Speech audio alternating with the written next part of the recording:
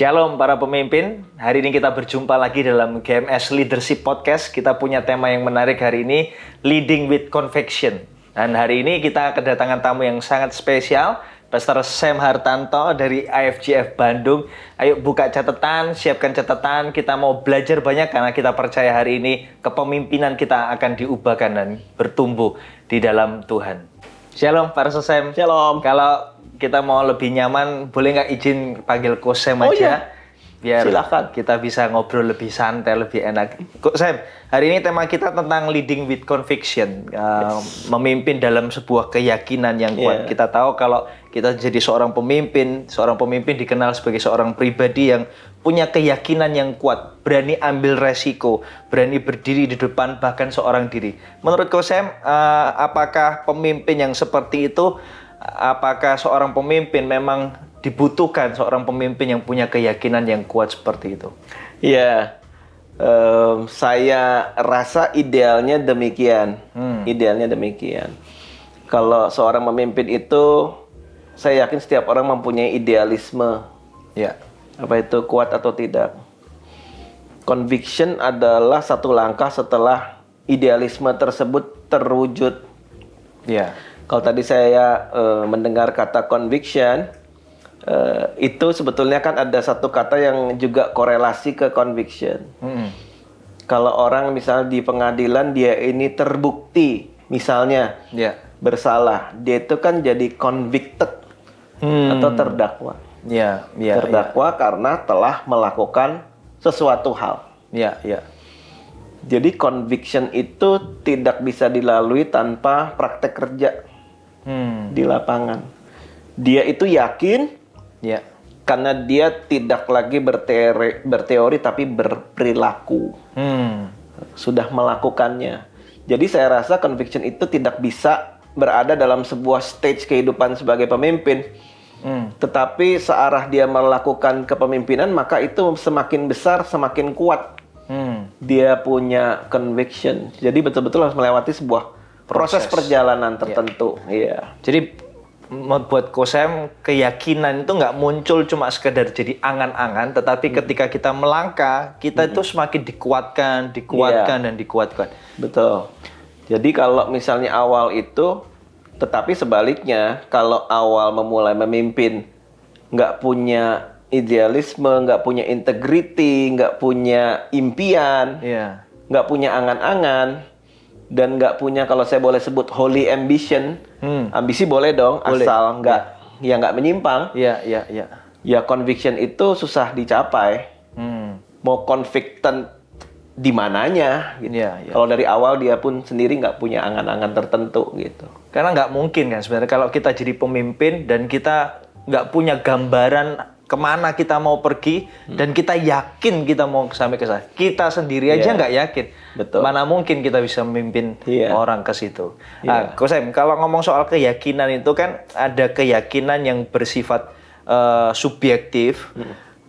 Kita Kristen karismatik biasa menyebutnya tuntunan Roh Kudus, ya kan, impresi dari Roh Kudus.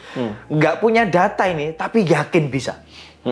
Tapi ada kepemimpinan yang keyakinannya muncul dari data.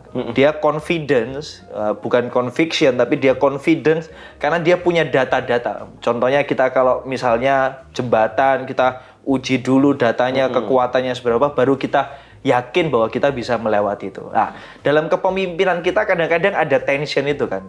Dalam hati kita yakin, tapi mungkin belum punya data. Kita gimana? Jadi pemimpin menghadapi tension dua area ini gimana? Dua itu kalau saya rasa masih tetap lebih bagus dibanding pemimpin yang udah nggak mau cari data dan juga nggak mau kemana-mana gitu kan. Dia stay aja begitu. Dua ini merupakan dua kutub yang memang ada karena sesuai dengan personality orang.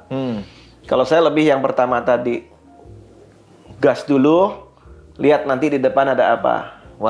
Tetapi ada juga orang kan yang tadi data harus lengkap, harus ngerti segala sesuatu, baru dia lakukan. Saya rasa di masing-masing itu ada kekuatannya. Seringkali orang yang ngegas juga akhirnya dia jatuh atau tidak selesai karena ngegas, terlalu bernafsu. Tapi seringkali juga pemimpin yang terlalu banyak berstrategi dan mencari data nggak ngapa-ngapain. Karena mungkin menjadi takut dan Menunggu sebagainya. mungkin ya. Betul. Lebih cenderung menunggu, nggak ngelangkah. Padahal dua-duanya penting. Ya. Jadi kalau pemimpin yang ngegas harus dikelilingi oleh orang yang kalkulatif. Harus bersedia dikelilingi oleh orang yang menyediakan rambu-rambu tersendiri. Ya, ya. Hati-hati. Ada ini loh ya. Karena Alkitab sendiri berkata nggak ada orang membangun menara tanpa menghitung biayanya. Ya. Tapi ada orang pemimpin yang pokoknya bangun dulu. Ya, ya. Nanti belakang, nah dia harus bersedia dikelilingi oleh orang-orang tersebut. Ya, ya, ya. Rehabeam kehilangan kerajaan karena dia tidak mau mendengar orang-orang yang demikian. Anaknya Salomo. Ya, ya, ya. Demikian juga dengan orang yang terlalu berhati-hati. Ya. Juga harus dikelilingi oleh orang-orang yang berani. Berani. Sehingga sebetulnya tension itu bisa dicapai dengan kita harus mengerti kekuatan kita dan kelemahan kita, sehingga terjadi tim yang balance. Ya. Berarti kita mengizinkan kalau kita punya keyakinan, let's say kita punya impresi dari Roh Kudus, kita nggak boleh nutup telinga, nggak boleh nutup mata untuk data yang memang sudah disajikan di depan kita kan. Betul. Itu yang akan menambah keyakinan. Kayak Kosem tadi bilang bahwa ketika kita melangkah, kita semakin yakin karena kita ketemu sama data-data. Oh ternyata bisa ini. Iya. Begitu juga kalau kita takut kan. Kalau kita takut dan ternyata ketakutan kita nggak sesuai karena data yang tersedia juga bisa membantu kita semakin yakin. Iya. Kosem, kalau saya jadi pemimpin, kalau kita jadi pemimpin dan kita mungkin entah gimana kita memulai kepemimpinan kita dan kita nggak punya conviction. Kalau teman-teman hari ini memimpin, ya mimpin cuma sekedar rutinitas, nggak punya keyakinan, apa yang bisa kita lakukan untuk kita itu punya conviction yang kuat, keyakinan yang kuat. Jadi tetap seorang pemimpin akan dibentuk lewat orang-orang yang diajak ngobrol sehari-hari sih sebenarnya. Oke. Jadi kalau dia mengobrol dengan orang-orang yang memang punya kapasitas kepemimpinan 6, maka jadilah dia level 6.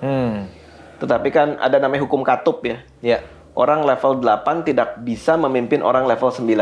Ya. Tetapi dia bisa memimpin orang level 7, 6 dan sebagainya. Bagaimana cara bisa memimpin level 9 adalah kita sendiri harus level 9. Demikian juga seorang pemimpin. Kalau dia tidak dikelilingi oleh orang-orang yang berkata bahwa dulu saya di level kamu. Tapi sekarang saya bisa mencapai taraf sedemikian. Padahal mungkin keadaan kamu sekarang lebih baik dibanding waktu saya dulu memulai. Ketika dia mendengar hal itu terus-menerus, maka dia akan timbul sebuah conviction bahwa bisa nih. Bisa ternyata. Yeah. Tetapi kalau dia selalu pengennya mendengar ini semua udah oke, udah cukup, ya jadilah demikian. Jadi kalau saya selalu mengingatkan kepada diri saya setiap musim, benchmark kamu tuh apa dan siapa? Nggak tentu juga dalam bidang, kalau saya di bidang spiritual rohani gereja misalnya, nggak tentu benchmarknya harus di bidang itu.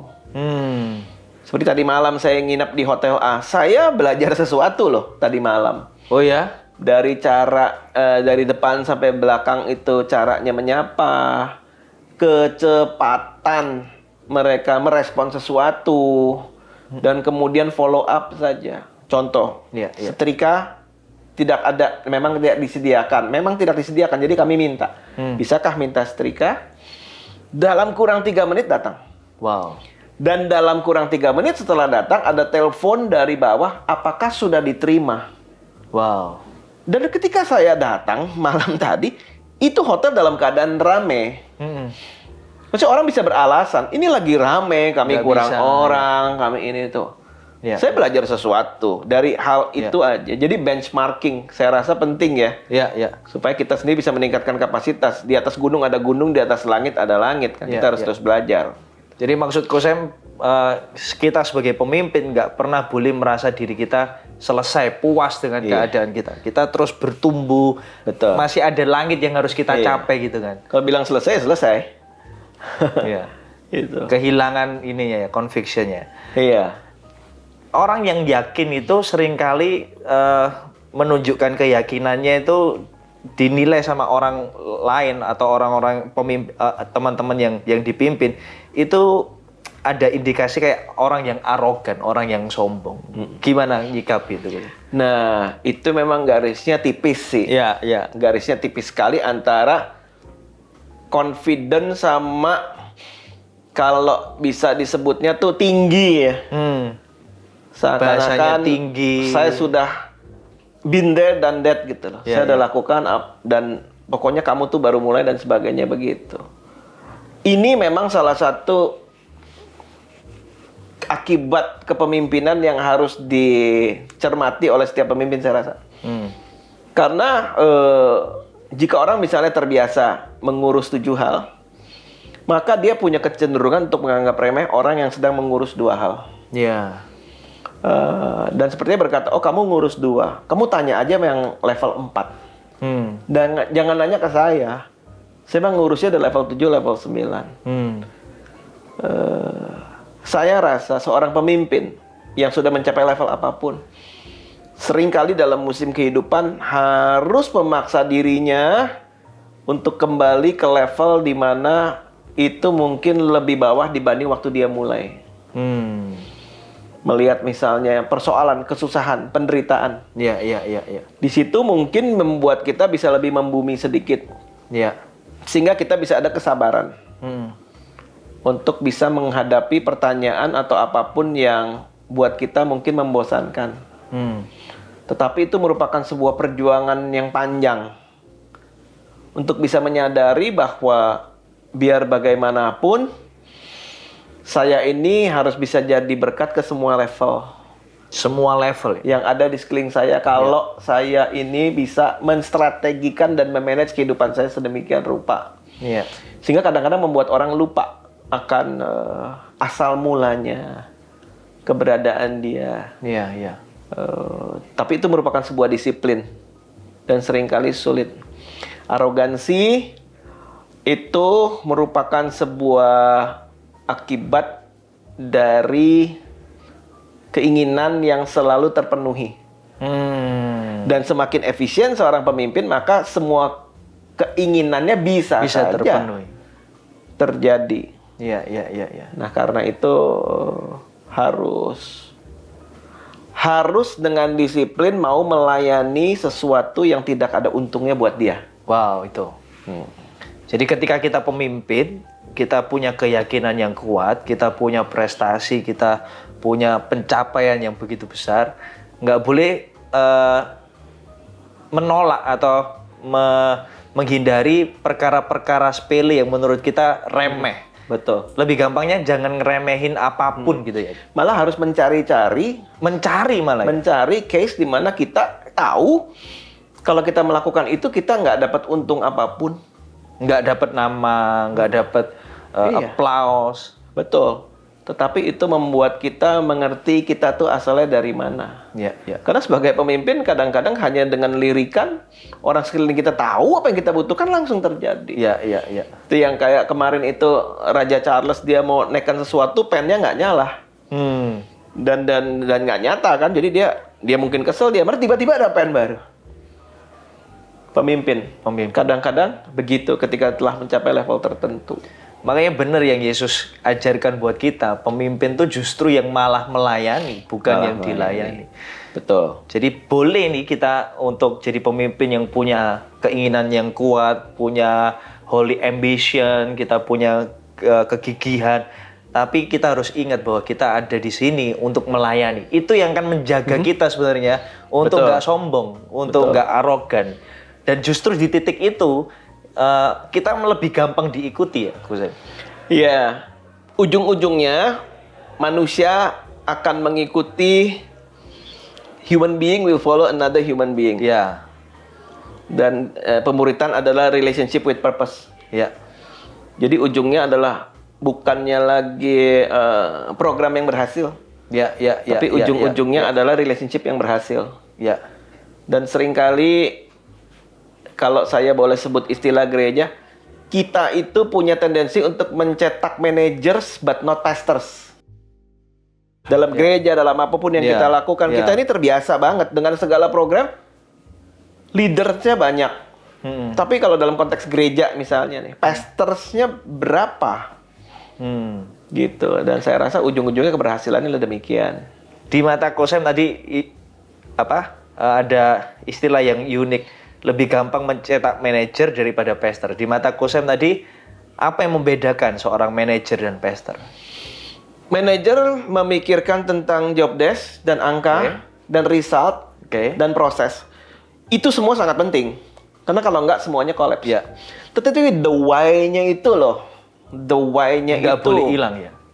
Dia harus betul-betul yakin. Conviction tadi kan. Yeah. Conviction juga itu menyangkut conscience, hati nurani dia. Yeah. Sehingga dia harus ngerti kenapanya, tujuan akhirnya itu apa. Saya rasa baik keluarga ya, bisnis dan sebagainya, ujung-ujungnya adalah people. Ya. Ujung-ujungnya adalah people. Dimana sebetulnya kita sedang melayani orang. Mungkin lewat produk kita, lewat service kita, lewat perusahaan kita, apapun itu. Ya. Tapi ujung-ujungnya adalah orang yang bekerja dengan kita dan konsumen dan sebagainya. Ya. Jadi kalau selama masih di sininya people, saya rasa ujungnya akan sehat. Ya. Ini perlu kita catat sebagai pemimpin. Kita boleh buat program, kita boleh buat agenda, kita boleh buat target, kita boleh buat lakukan sebaik mungkin mengatur segala sesuatu.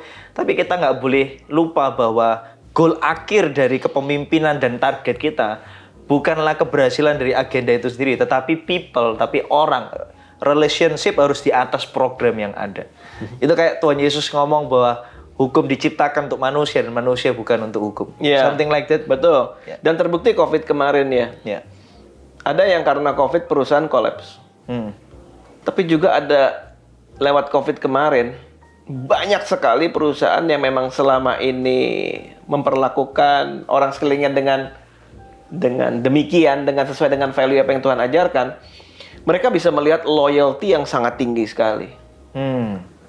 Orang bisa bilang it's okay. Yeah. It's okay. Saya tahu perusahaan lagi sulit, but we're staying. Kami tetap di sini. Yeah. Yeah. Mau bagaimanapun kita di sini bersama-sama. Yeah. Saya rasa itu merupakan buah dari apapun yang bertahun-tahun sudah dilakukan oleh orang yang mempunyai value tersebut. Yeah. Tapi kita juga melihat begitu banyak juga perusahaan yang hari pertama cabut. Yeah. Begitu. Karena nggak punya bonding, nggak merasa diorangkan selama ini. Rasa memiliki yang rendah akhirnya. Iya. Coach Sam, kalau kita pemimpin dan kita punya conviction yang kuat, kadang-kadang conviction yang begitu kuat itu menciptakan jarak antara kita dengan orang-orang yang kita pimpin. Gimana cara meminimalkan jarak itu? Karena kadang-kadang ada gap, kita yang yakin, mereka yang nggak terlalu yakin, atau bahkan tidak yakin sama sekali. Gimana cara meminimalkan jarak itu? Ya, jadi semua orang nggak mungkin punya waktu, tapi dia harus ciptakan waktu kan. Setiap orang punya 24 jam. Ya. Jadi saya yakin vision casting itu akan selalu gagal. Wow. Pemimpin tuh selalu pengennya kasih pengumuman, ini visi kita. Vision casting tidak mungkin terjadi tanpa one on one. Satu-satu. Iya. Kalau pengumuman proklamasi, ada yang ngerti, ada yang nggak ngerti. Ada yang bilang motivasi kamu tuh salah, motivasi kamu benar. Oh saya mah nggak bisa, saya mah bisa. Oh ini terlalu cetek, ini terlalu tinggi, segala macam. Iya. Tapi kalau one on one itu akan lebih mendalam. Jadi pemimpin jangan berusaha selalu melakukan sesuatu dengan lebar tetapi dalam. Bukan lebar tapi dalam. Iya. Lebar merupakan hasil daripada kedalaman.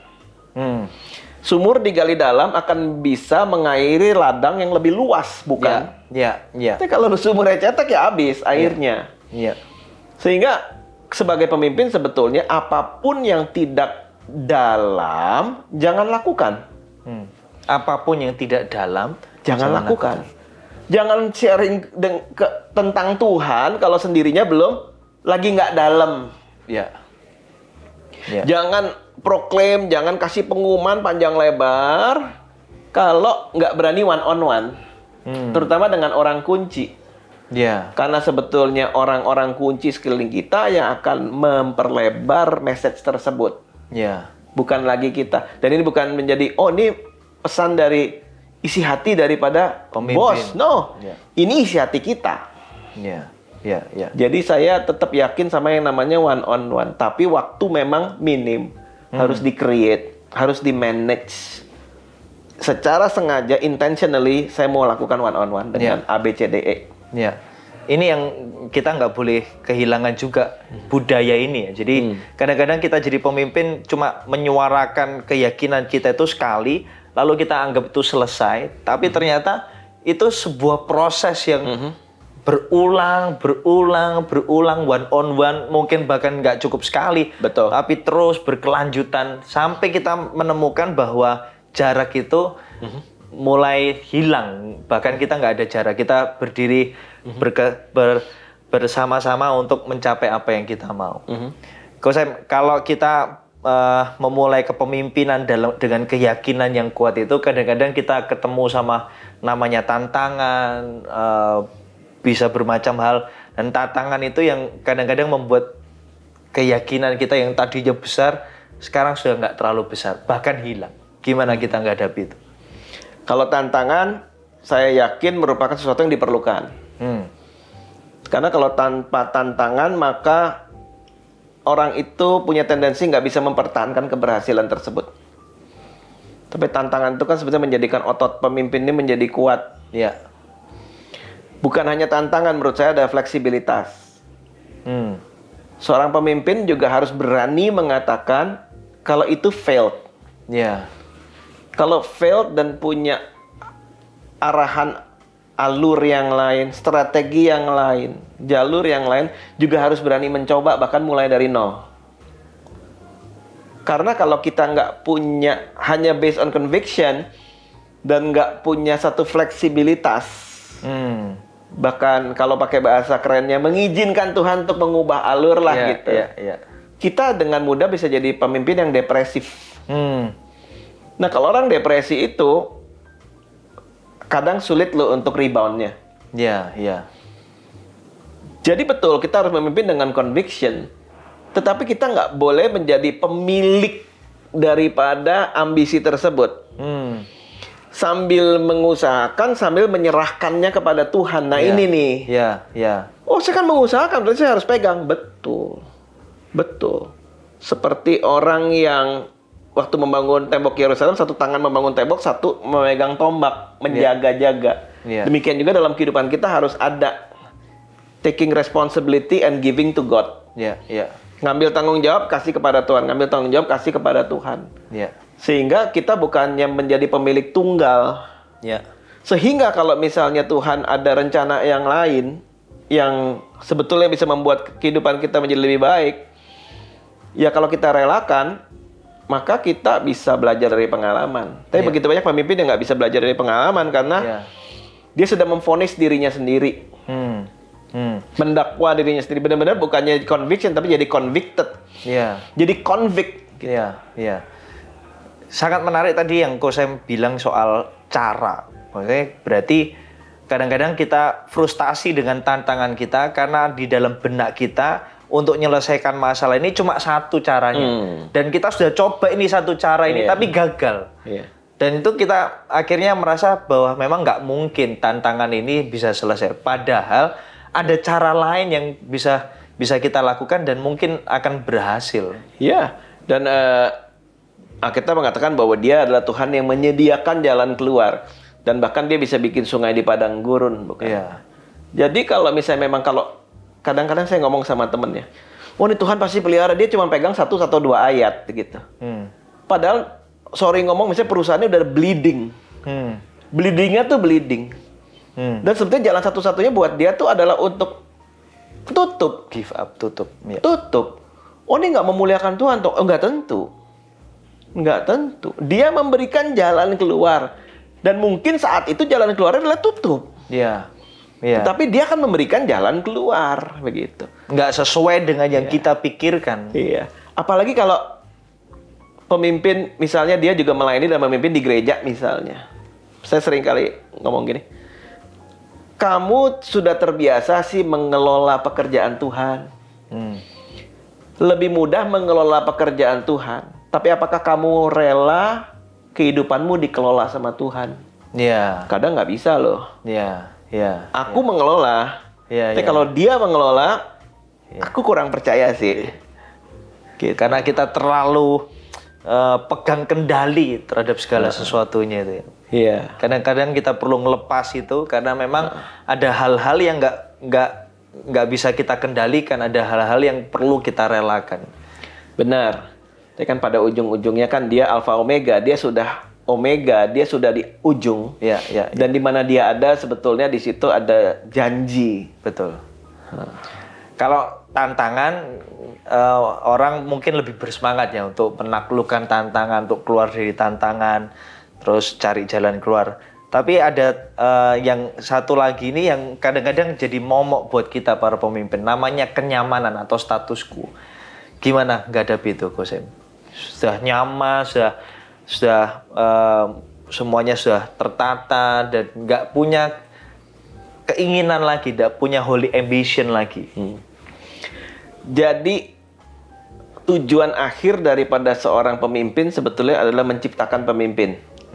Karena tujuan akhir dari seorang pemimpin adalah menciptakan pemimpin. Kita perlu catat nih. Nggak boleh berhenti dalam generasi dia. Ya. Dan mencari pemimpin dari generasi yang muda itu nggak ada habis-habisnya. Ya. Kalau memang itu tujuan akhirnya, maka hidup akan penuh dengan excitement. Ya. Contoh, saya mengerti ketika saya semakin banyak diberikan tanggung jawab sama Tuhan. Ya. Satu hal yang paling utama yang saya bisa pikirkan adalah saya harus memberikan beasiswa sebanyak-banyaknya. Jadi nggak ada habisnya dong. Ya. Nggak pernah di titik nyaman dong. Nggak pernah selesai. Nggak pernah selesai. Akan ada generasi yang baru yang masuk kuliah, yang nantinya masuk workforce, tenaga kerja dan sebagainya. Iya. Karena kalau mau maju maka dia harus diberikan edukasi sesuai dengan bidangnya. Iya. Dan dengan begitu saya sedang mencetak pemimpin. Iya.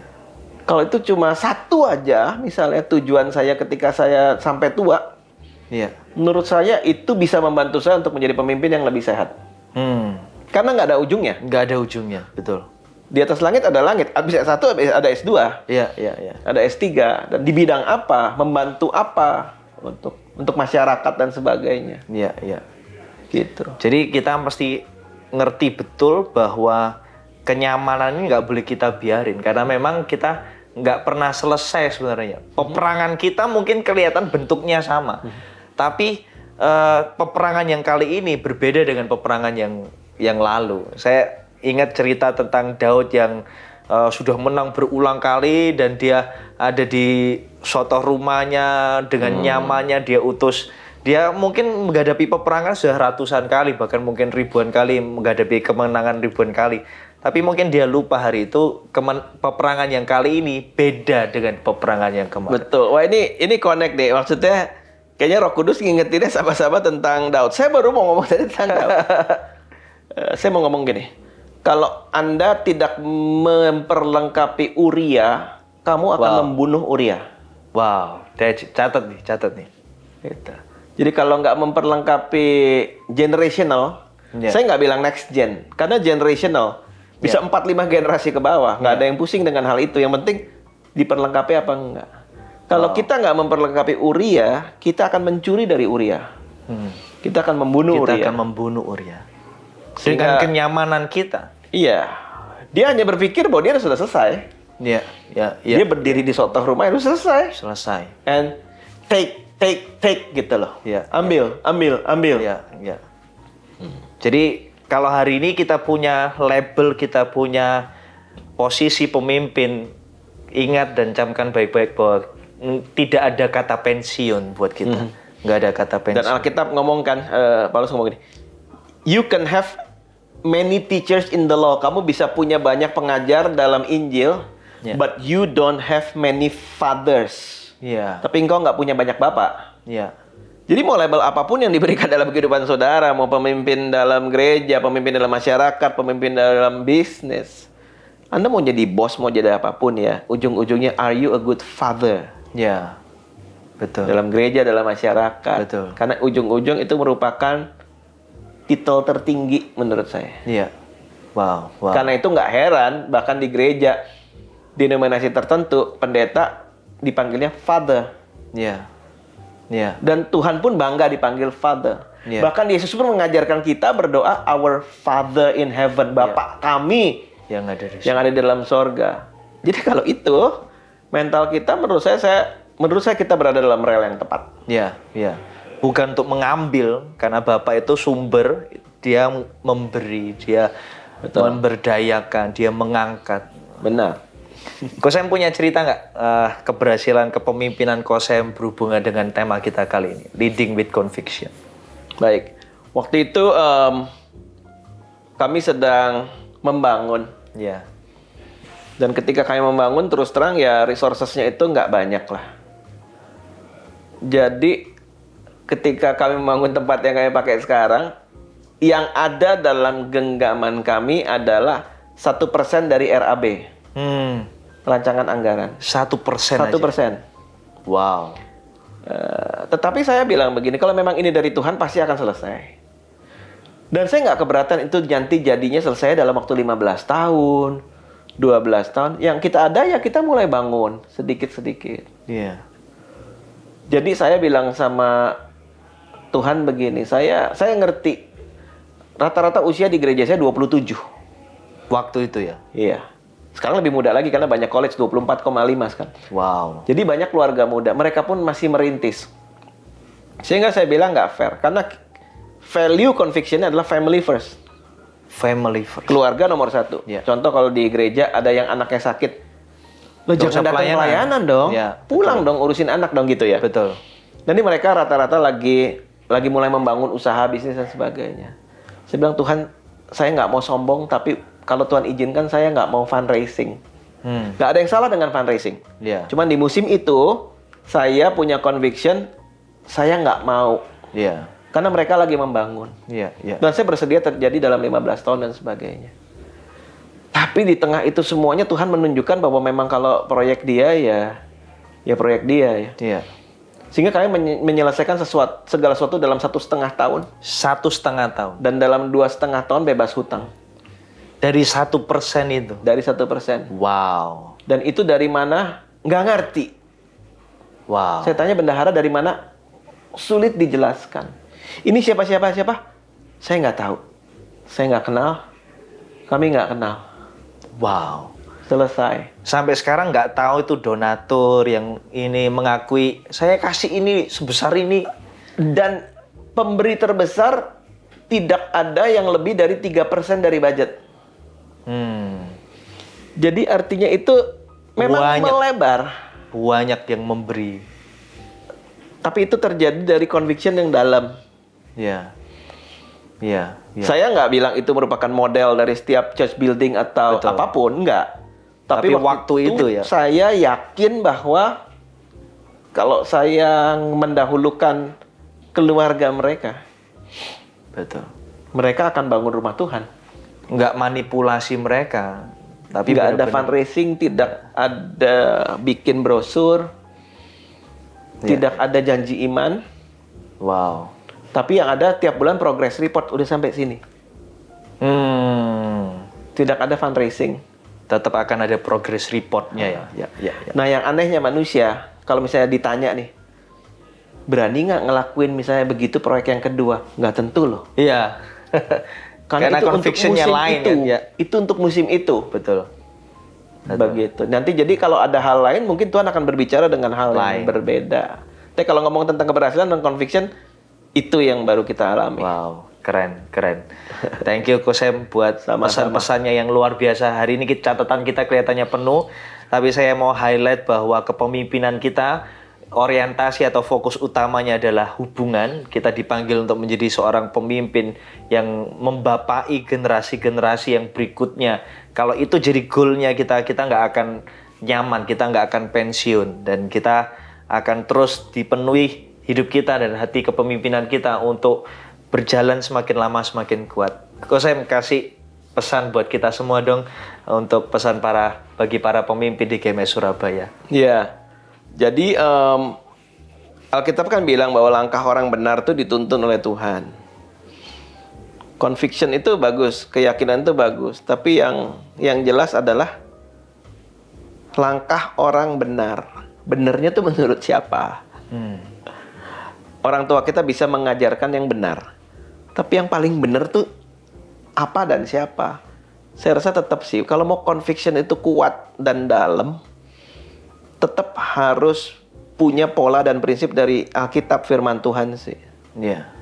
Jadi pemimpin harus berani belajar menggali Alkitab. Saya nggak bilang bahwa semua orang harus jadi sarjana teologi ya. Tapi saya mau katakan, apalagi kepada pemimpin muda, setiap orang itu layak jadi teolog loh. Iya. Artinya kalau baca Alkitab sendiri itu ngerti, belajar untuk mengerti pola dan prinsipnya Tuhan. Iya. Karena ujung-ujungnya kita nggak bisa hidup benar kalau kita nggak dipagerin dengan yang benar. Iya. Tapi langkah orang benar dituntun oleh Tuhan. Conviction saya bukan dari hati nurani saya saja. Tapi conviction saya itu harus bisa dibuktikan lewat seluruh kebenaran firman Tuhan dan bukan hanya comot 2-3 ayat. Iya. Iya. Itu pesan saya. Be a good theologian. Gak perlu jadi sarjana teologi, gak perlu semua orang jadi pendeta. But be a good theologian. Iya. Jadi kita nggak mungkin jadi pemimpin kalau kita nggak dalam dengan Tuhan. Jangan jadi pemimpin yang lebar, jadi pemimpin yang dalam dengan Tuhan. Thank you buat hikmatnya, buat pesan-pesannya buat kita semua. Maju terus buat Kosem. Tolong doakan kami semua. Sampai di sini GMS Leadership Podcast kita kali ini. Ayo belajar jadi pemimpin yang dalam dengan Tuhan dan berjalan di dalam keyakinan yang penuh. Tuhan Yesus memberkati.